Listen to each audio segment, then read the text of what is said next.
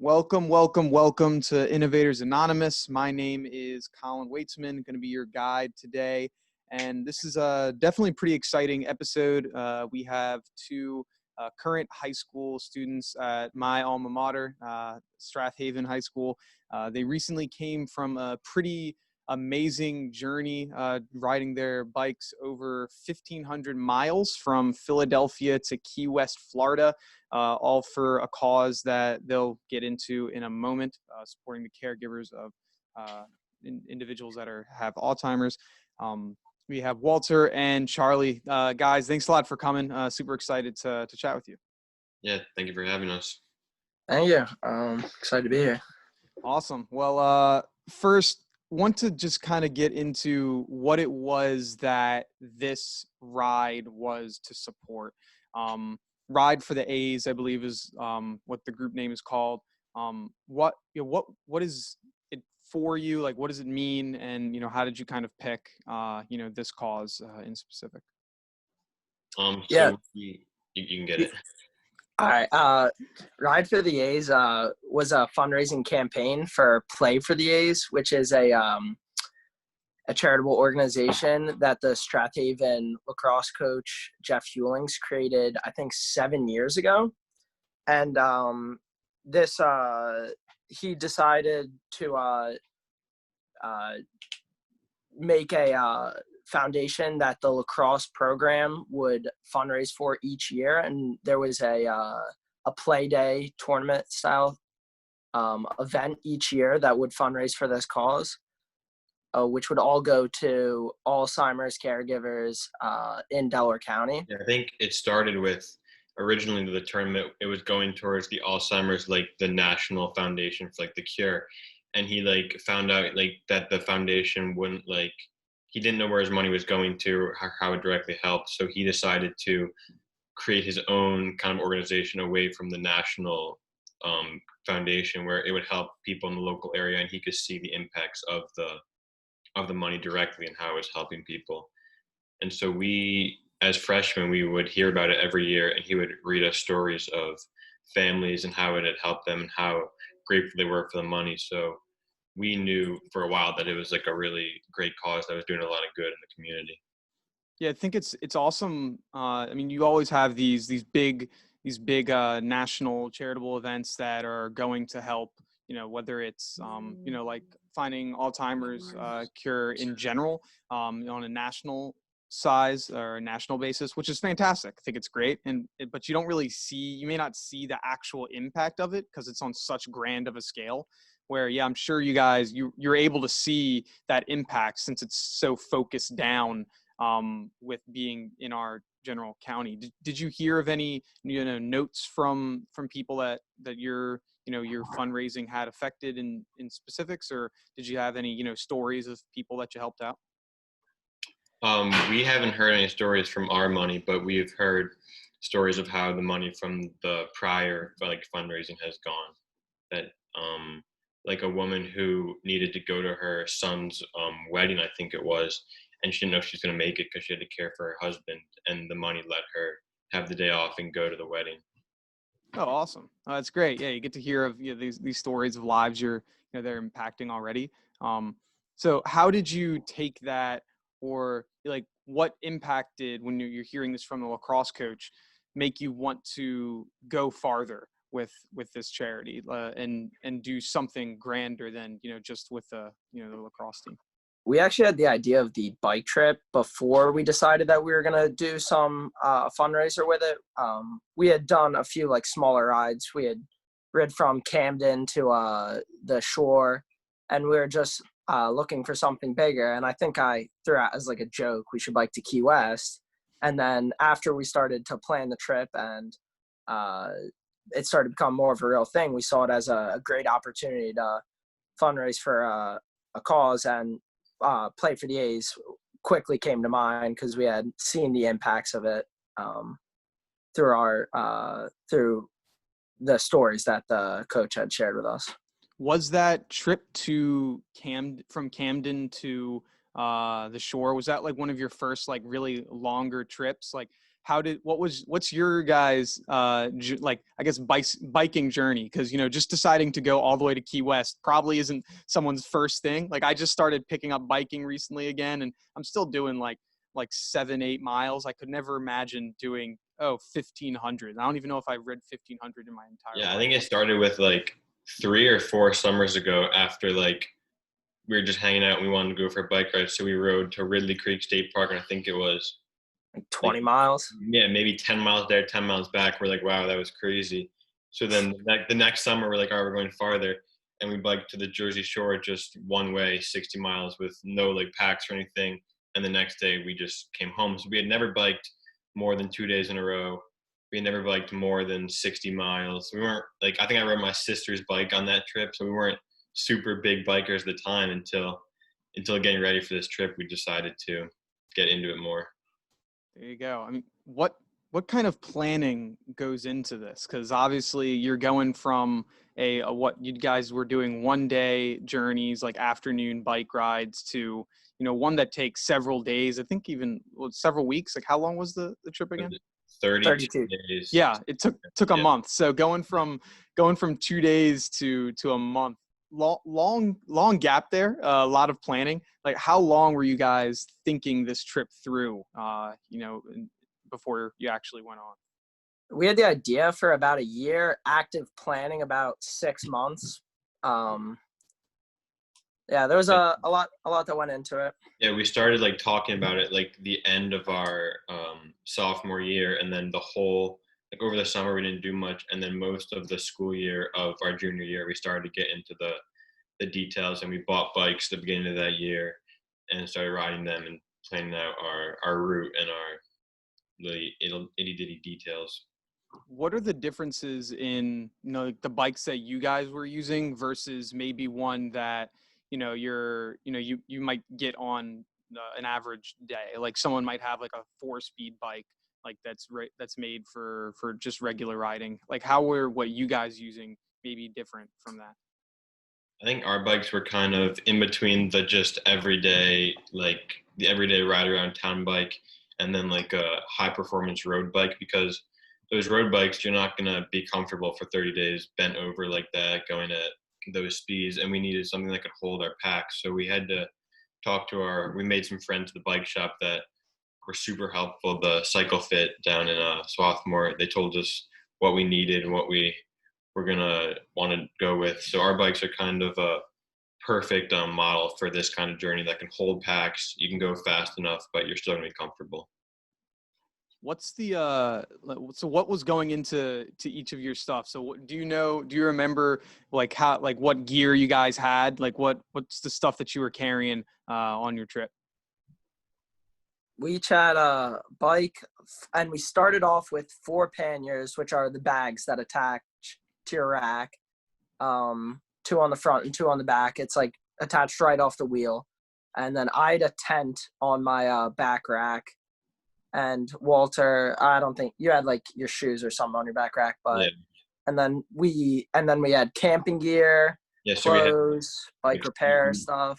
sleeping pads, a tent, like sleeping bag things. Yeah, our biking clothes are like normal clothes, like toiletries, a bunch of stuff that we weren't using. It was weighing us down. So day like 15 campsites were closed. They weren't letting us stay. We were only in motels. So Hadn't camped once. Hadn't camped once. I've been carrying this tent. Charlie had been carrying the tent for 15 days and never used it. So we shipped home, I think, like 35 pounds of gear and went down to 2 bags, which was just like the bare minimum. Like, we were wearing the same dirty bike clothes for 2-3 days sometimes. 1 extra outfit for the. Yeah. Oh, Yeah, man. shorts and a t-shirt to wear after, and that was about it for the essentials. Yeah, so you guys really went down from carrying. So how much were you having before? So you went from what, 45 pounds to... I weighed my bike before I left, and it was about 60 pounds bike and pack. And then you went down to what? You said 15, something like that? Well, we shipped back 35 pounds combined. So combined. Okay. We each lost like 15, 16 pounds. I had 10, so maybe a bit more. Yeah, maybe a bit more from Chuck. So it must have been pretty nice being able to go from carrying all this stuff. Now you can Yeah. kind of, go a little faster. Did it change your times up for when you thought you'd be getting to places at all? Yeah, it did. We found ourselves going like About 14, two. 15 miles per hour on good days as compared to like 10, 11 when we had the big packs, and it started to flatten out. So we really got to cruise some of those days. Hmm. What's the what was the support like from your friends and family members on doing something like this? Because I mean, obviously you're two pretty young guys still in high school, deciding to ride your bike all down the East Coast by yourself pretty much the entire time, right? Like Yeah. yeah. We So didn't. We what stopped with a few family and friends along the way, but Yeah, yeah, that was. our parents were really supportive in the planning process, and friends too. And it was also great once we got going to see all the support from our community on our social media. Yeah, once the trip started, we got a lot more, I guess, kind of like publicity, and people started to pay attention. And we'd hear our parents tell us that, like, as they walked around town, people would be asking, like, how we're doing or, like, what's going on. And we saw a lot more community support, which was nice to keep us going. And staying with friends and family along the way was super nice change up from just the motel. You'd see someone you know and get a home cooked meal. Mhm. Did you guys were there any concerns that they had when you first brought this up? Like what a year ago, year and a half ago, when you're like, hey, we want to ride down to Key West. Was it like, oh yeah, sounds like a great idea? Or like, yeah, no, you're definitely not doing that. I think at first I pitched to my mom. I said we were gonna be like camping in fields and like just going, Yeah. and she was like, "No way!" But once we started to actually plan out the logistics and like she knew it was a serious thing, then she was very supportive. Yeah, once they saw how like we had planned out day by day, they kind of knew we were serious about it. And I think my parents said, "If you're with Charlie, you'll be good." Charlie's parents said, "If you're with Walter, you'll be good." So they didn't mind too much. There you go. Yeah, I guess yeah, when you're doing it when you have somebody else there with you, it's a lot easier to kind of be like, all right, maybe this won't go as bad. You got the buddy system going on, so it should work out. Had you told many people before you got going that this is something you did, or was it just people found out when you started it? Yeah, I think most people we told, they were like, "Yeah, whatever, you're just saying that." I think that was kind of like the main reason we did it. We brought it up at like the lunch table, and our friends were like, "You'll never do that." And hearing that, we're like, "All right, we have to do it now." And like telling like other people, like friends and family, like over that summer before, they were like, "Yeah, whatever." And then once they saw that we were leaving, they were like, "Oh man, they're actually doing this." There you go.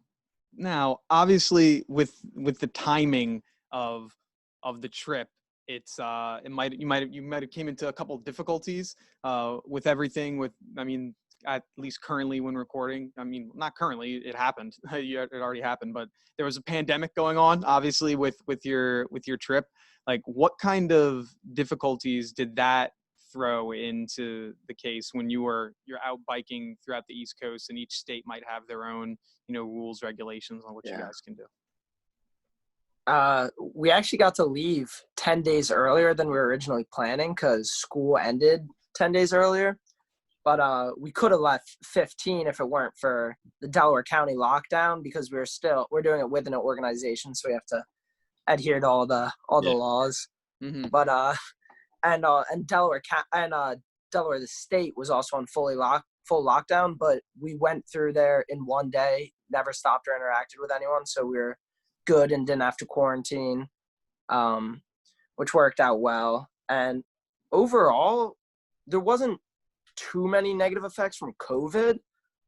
Like, we're still able to like eat, because most places were open for indoor seating in the South. Yeah, Mm-hmm. like the back country of Georgia, South Carolina didn't really care too much. But I guess we thought like leaving the Northeast and leaving Philadelphia, we're gonna like slowly get better and better as we went south. But we ended up seeing the opposite. I think the day we got to South Carolina, they had their highest new cases per day, and so it was getting a lot worse down there as we were going, and we're like, oh well, like nothing we can do now.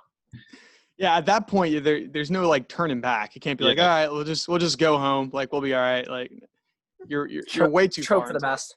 Yeah, yeah, pretty much.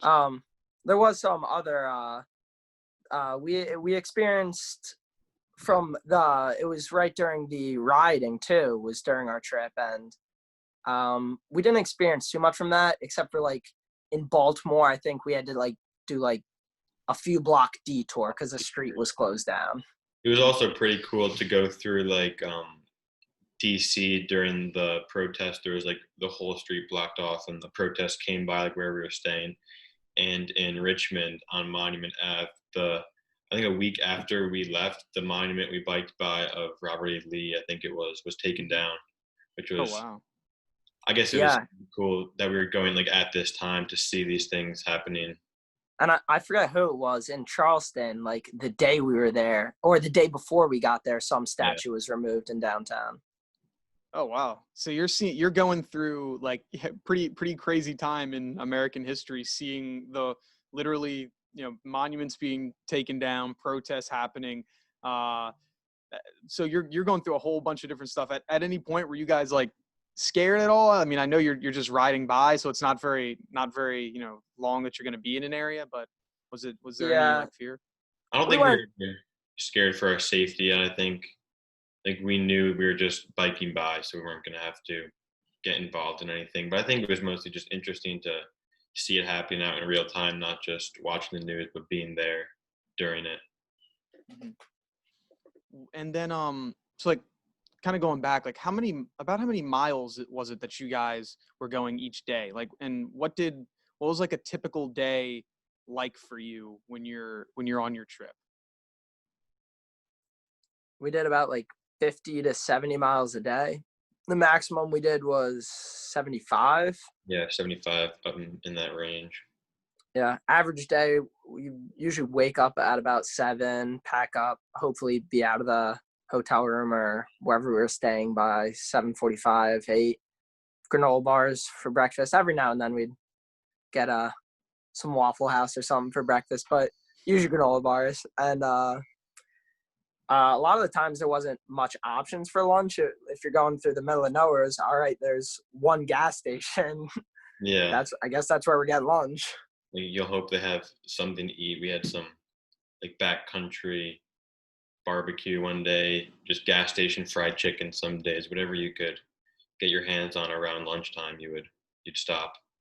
Was most of your trip like through these like major cities that people would think of, like when you're going down going down the East Coast, or was a lot of your trip, like you said, like at these back roads, like in the country, middle of nowhere type things? We went through like most cities you can think of, DC, Baltimore, Richmond, but you're only in those cities for 10, 15 miles, and the 100 miles or 200 in between those cities, you're pretty rural for the most part, staying away from 95.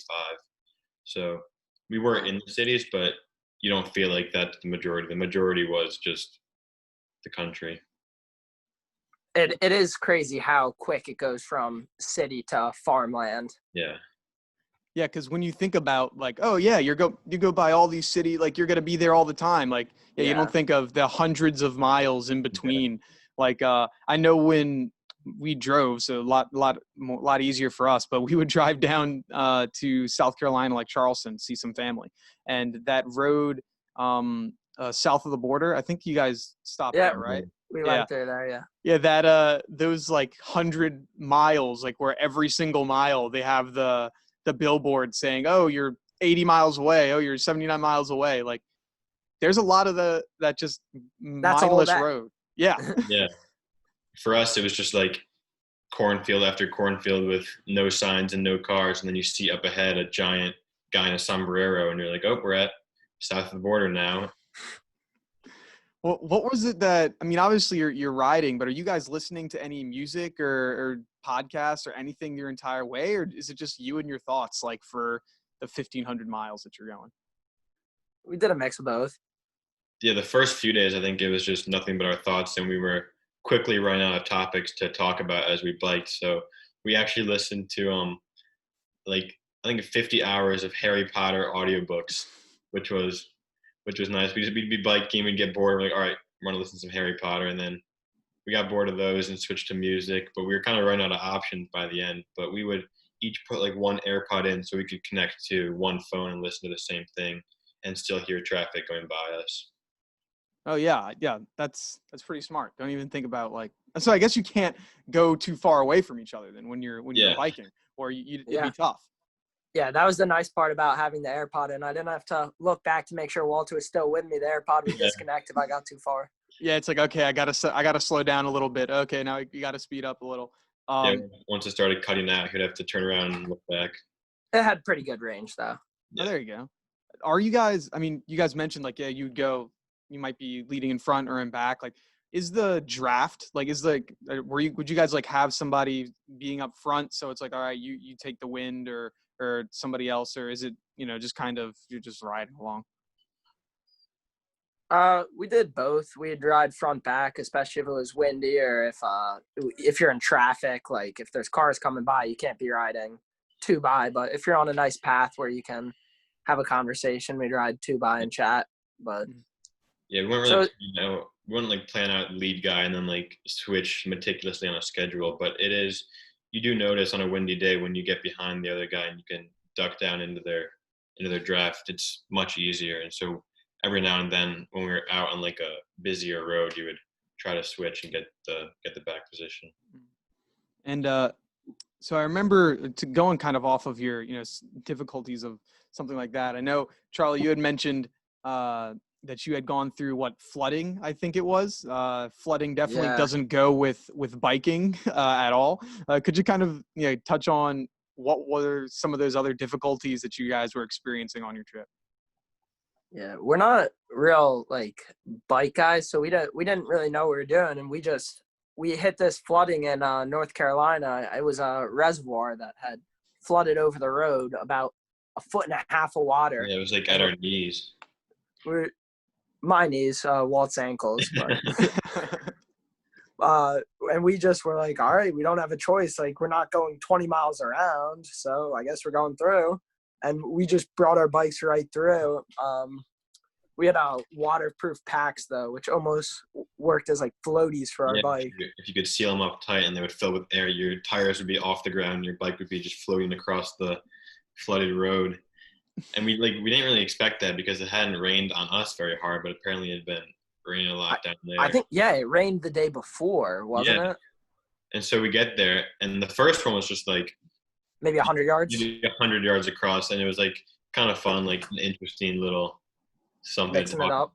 And then not 5 miles later, there's a probably like 500-yard reservoir that's like, all right, we have to do this all again. And we take our shoes off and just start walking across. Yeah, it was no longer novel by the second time. Yeah, just a fun detour. It was a hazard. Yeah, that first one. Yeah, it's like, oh, this is fun. Like, yeah, it's a little whitewater rafting for the boys. We went swimming off the edge of the road. And went swimming. Really? Thinking we'd be clear after that, and then we ran into an even bigger one. That's tough. It was hilarious. On the second one, we were about halfway through, and there's a guy in a bass fishing boat casting like onto the road. Yeah. And we're having a conversation from walking like through the middle of the reservoir to him on his boat. Now obviously there's no one else like on the road driving. At least sounds like there's more people like on their boats on the road. Funny enough, like, did you kind of get an idea like, hey, we might be going into something because there's no one else going down this road at all? Well, there were already like no cars, and then you would just get to this point where it's completely blocked off, like, and like 2 cars would come and turn around, and then we'd walk out. And we're like, all right, we can. We knew, like, we were like, it can't get that deep in the middle. The road's basically flat. You could see the guardrails sticking out of the water a little. So, and then obviously, then you go through it again. It's like, that's tough. That's tough. Did you have any other like difficulties? Maybe not weather related. I think I saw Walter. You had a flat tire or something like that. Yeah, only one flat tire though. One between the both of us, which is rare for a trip of that length and that many miles. But I think the only other hazard that like is notable to me is when we were following the Google Maps instead of the Greenway, which is like the Greenway. We knew we could bike all the roads it gave us, but Google, we would just kind of.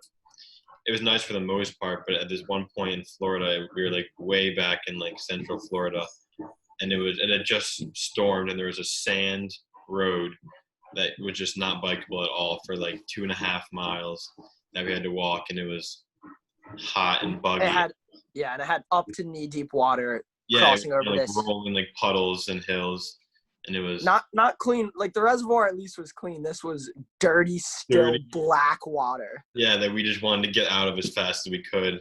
So you have no idea what you're standing on. You might be walking through some snakes or whatever. Yeah, and we had no idea is the path going to get any better up ahead, and it luckily didn't get worse, but it didn't get better. Oh God. So it sounds like you guys had definitely a few different weather difficulties there. But what were some of your favorite parts of your trip? I mean, you're going through a lot of different states, seeing a lot of different things. I mean, was this the first time for going through many of these states for you guys, or had you done a trip of this magnitude before? I hadn't seen Savannah, Charleston. We're both really beautiful cities, and I think my favorite part would probably be rural South Carolina. Just the Spanish moss and the hanging oak trees. Some nice rural roads where the trees were kind of arching over it, and the moss was hanging down, and there were no cars, and it was dead flat, and you could see way up ahead, and it was nice to just bike. Awesome. And then, I mean, obviously, if that's some of your favorite parts, what were some of your least favorite parts of the trip that really made you reconsider doing this thing? That dirt path was probably one of the top ones that made us. Yeah, I never I never regretted the decision on the trip, but on that path, I was like, I would have gone 10 miles around this. It was pretty miserable. I remember you saying, like, the only good part about this is we can check off the worst part of the trip. Yeah. There you go. I guess, and it's lucky that was towards the end of it, right? Like you can kind of. That was our longest day left. We had like 4 days left. That day was 70, and the next, I think the max was like 50. So we're like, we just gotta push through, and then we're basically there. Yeah, we were able to split up. We're supposed to do like up near 70 almost every day, but we ended up we're only going to do 28 days of biking, and we added 4 to 32, so we could break up days to more manageable bits, and we could stop longer in like cool places and stop. We're in no rush to get back to quarantine Swarthmore. Yeah, we thought we'd take our time and enjoy it. Yeah, I mean, you can't go wrong there. You weren't missing a whole lot just sitting here in your house bored. I mean, getting out at this time, being able to see the country. I mean, definitely a pretty smart decision. You definitely knew that it was going to happen, I guess, like a year ago, right? Yeah.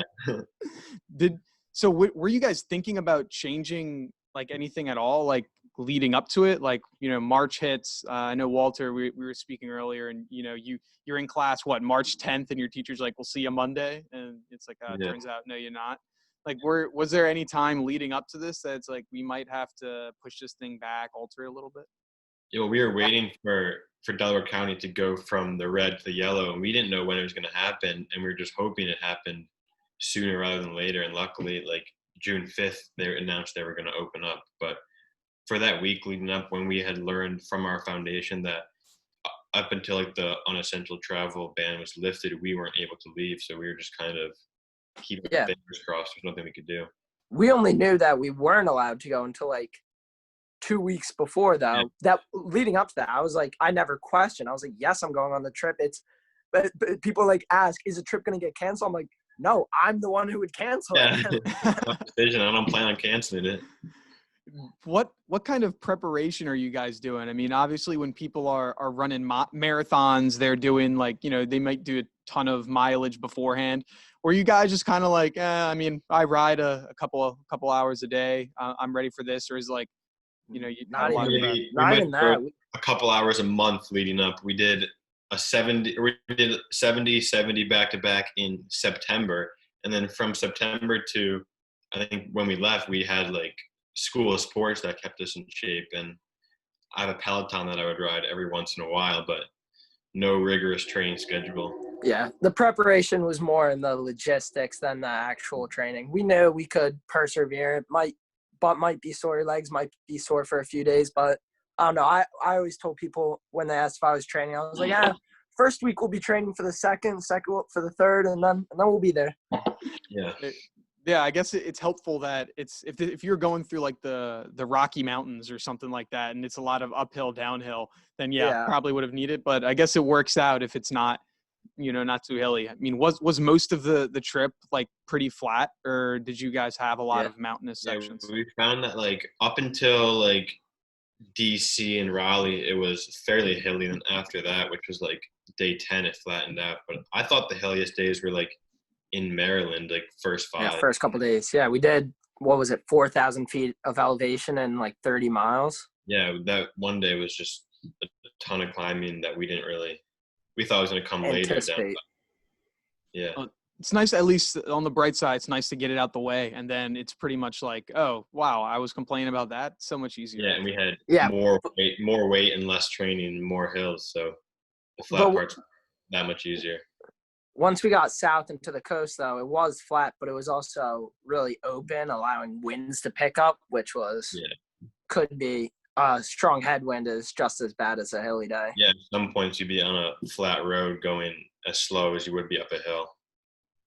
Looking back at your trip, is there anything that you would have changed, whether it was preparation wise, or maybe you'd want to go a different route or anything like that? I don't know if I would change anything. Maybe if I were to do a trip again, I would want to try more camping and more of a rural trip than through the cities. But I really enjoyed this trip. I don't think there's anything. We get this question a lot, but we don't know what could have gone any better. I mean, we had a great time. Everything went pretty smoothly. So not much that comes to mind that we would change.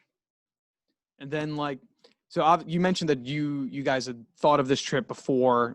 You had thought about doing this with the Ride for the A's. So do you guys have any plans on doing another trip, maybe bigger, smaller, anything like that in the future? Or is it kind of like one and done for you guys?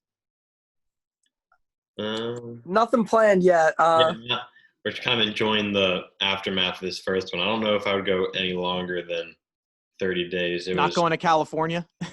Yeah, not in the near future. We kept saying if we can go to the West Coast, but we're going on motorcycles. Yeah. There you go. I mean, that'd be pretty fun. You can't go wrong there. That'd be pretty cool.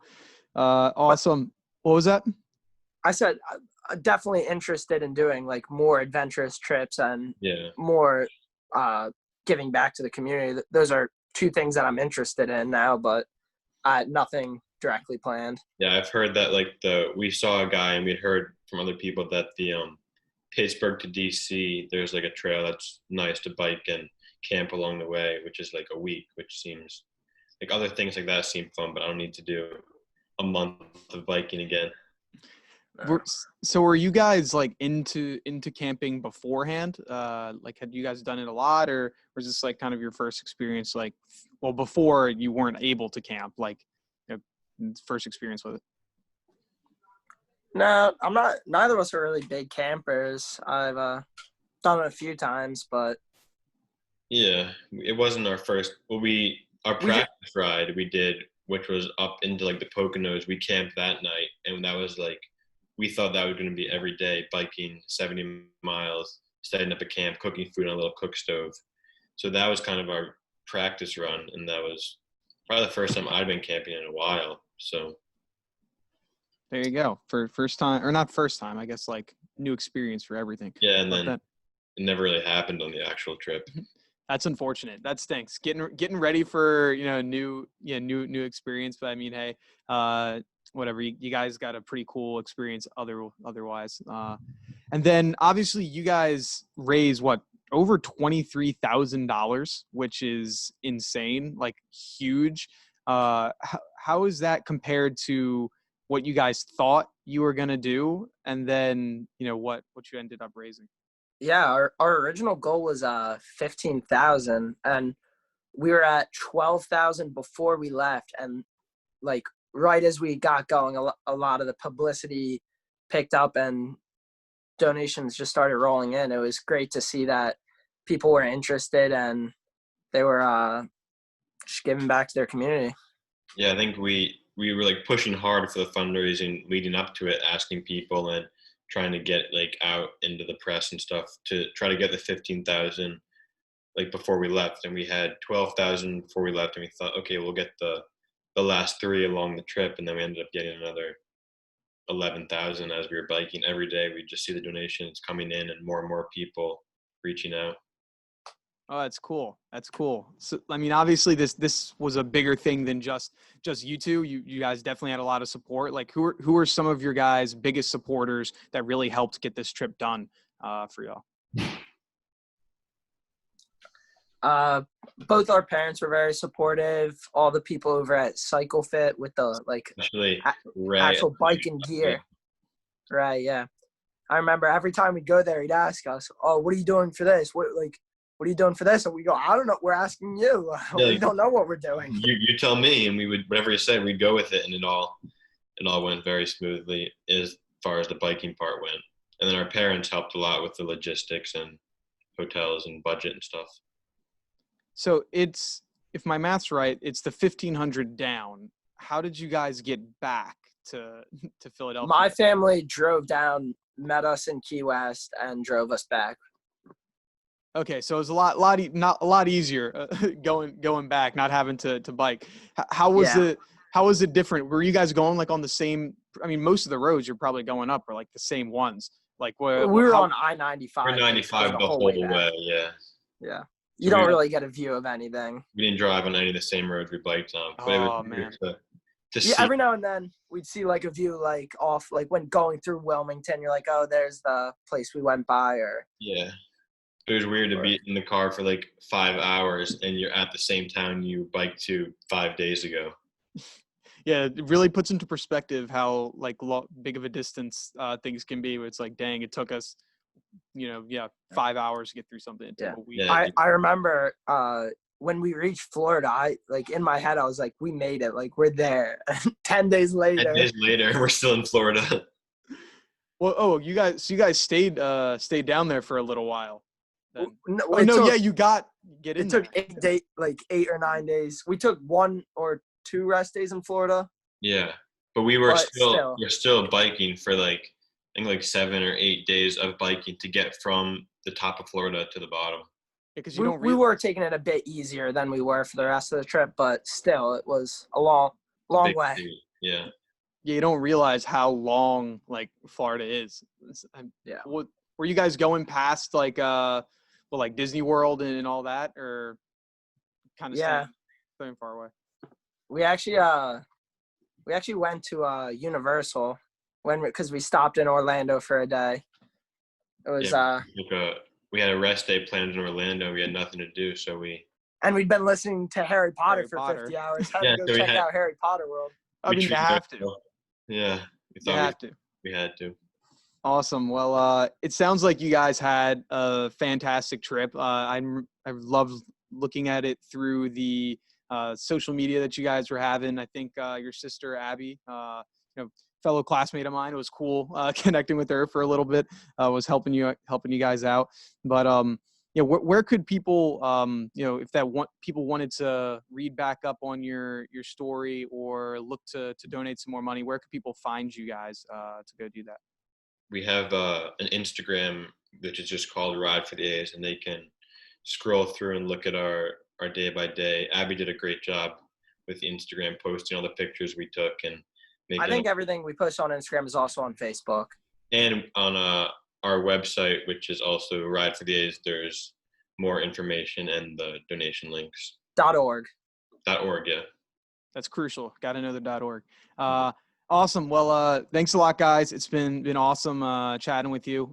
Looking forward to seeing if you guys do any other big time rides, maybe not a month long, who knows, but thanks a lot. And for everyone that's listening, it's been fantastic. This has been another great episode of Innovators Anonymous. If you want to follow us on social media, it is innovators.anonymous. We have all those updates on the channel. You can find out who we will have on next. Have a good one and peace. Yeah. Thank you for having us. Thank you.